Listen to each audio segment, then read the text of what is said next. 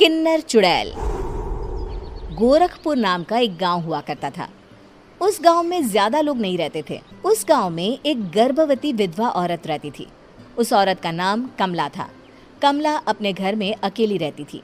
उसके पति की सारी जायदाद उसके नाम हो गई थी, पर सभी गांव वाले उस औरत को मनहूस औरत समझा करते थे और सभी उससे नफरत किया करते थे।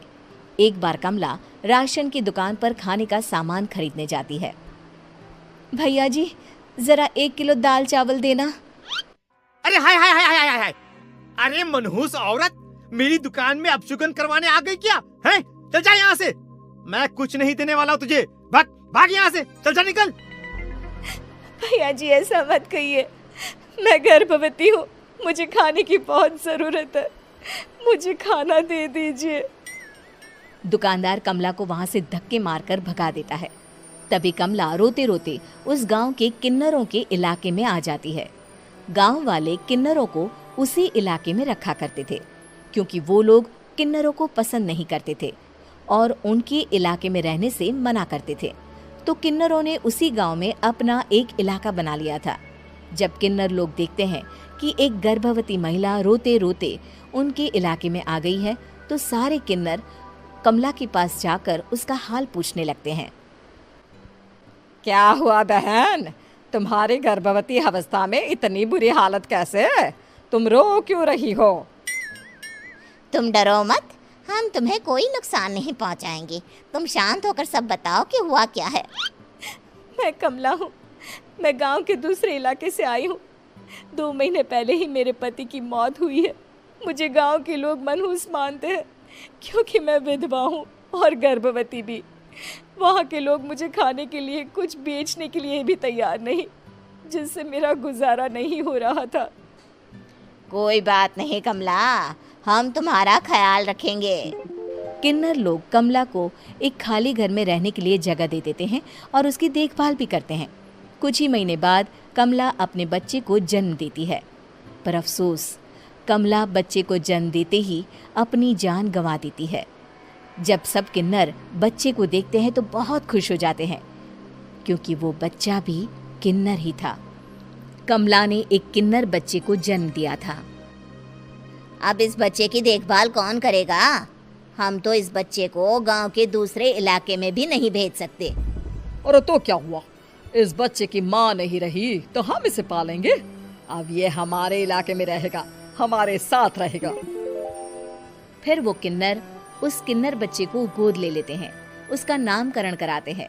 उस किन्नर बच्चे का नाम शक्ति रखा जाता है। देखते ही देखते शक्ति बड़ी होने लगती है। उसके रंग रूप बहुत सुंदर थे। वो बहुत सुंदर किन्नर दिखती है। एक दिन शक्ति एक किन्नर से पूछती है, माँ जी सुनिए ना, ये गांव के दूसरे इलाके में भी तो लोग रहते हैं, तो हम वहाँ क्यों नहीं जाते? हम उनसे अलग क्यों रहते हैं? शक्ति, क्योंकि वो लोग हमारे जैसे नहीं, वो लोग हमें पसंद नहीं करते, इसीलिए हम उनसे अलग रहते हैं। क्यों? वो हमें क्यों पसंद नहीं करते? मुझे एक बार उस इलाके में जाना है। मैं एक बार वहाँ जाकर घूम कर आऊँ। शक्ति, खबरदार, जो तू उस इलाके में कभी भी गई तो अपनी जान नहीं गंवाना चाहती तो उस इलाके में कभी कदम भी नहीं रखेगी, समझी?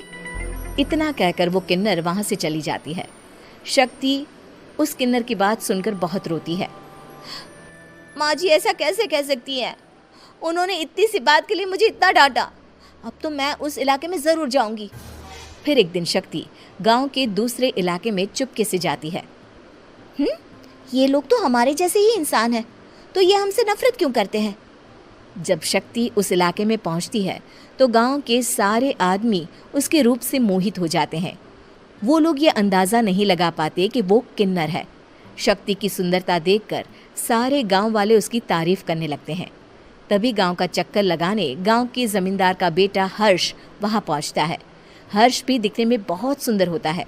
जब हर्ष ने शक्ति को देखा तो वो भी उससे मोहित हो गया, और जब शक्ति की नज़र हर्ष पर पड़ी तो वो हर्ष को देखकर मोहित हो गई।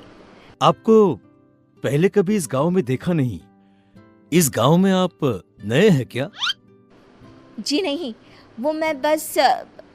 तभी शक्ति बोलते बोलते रुक जाती है और मन में सोचने लगती है, अगर मैंने इनको बता दिया कि मैं दूसरे इलाके से आई हूँ तो वो समझ जाएंगे कि मैं किन्नर हूँ, इसलिए मुझे इनसे झूठ ही बोलना पड़ेगा।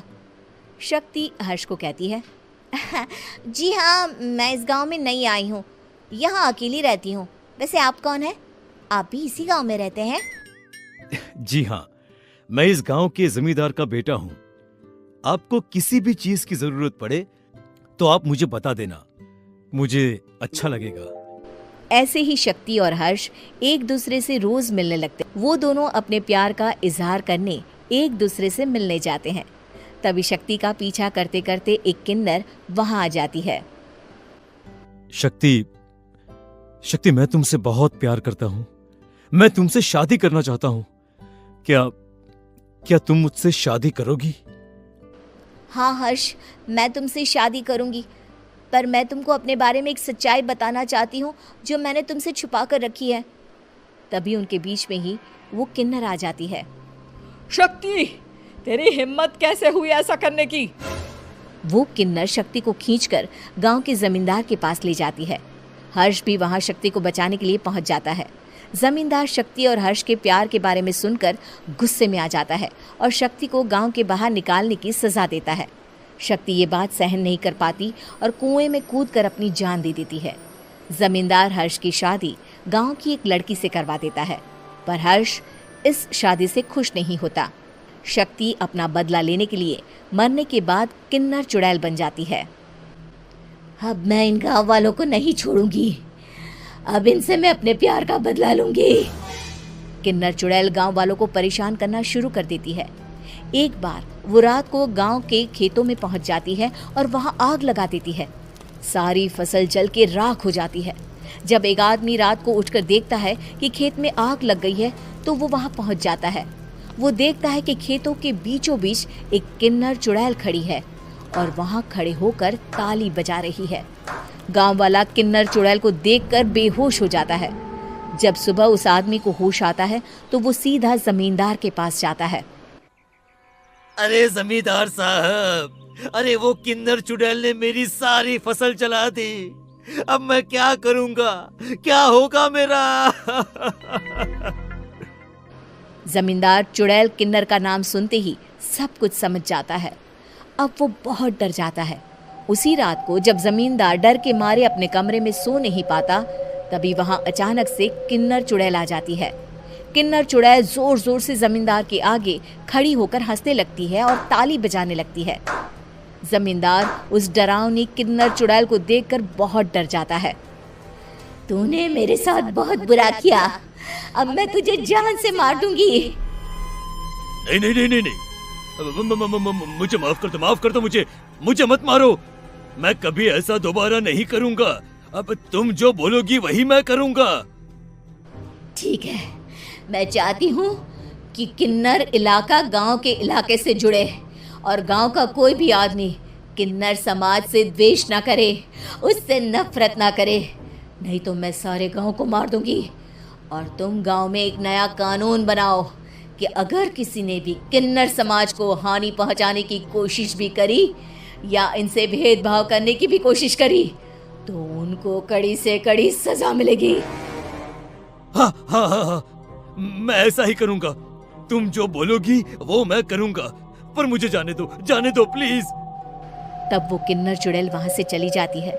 गांव का जमींदार किन्नर चुड़ैल का कहा मानते हुए दोनों इलाकों को एक कर देता है और नया कानून भी लागू कर देता है।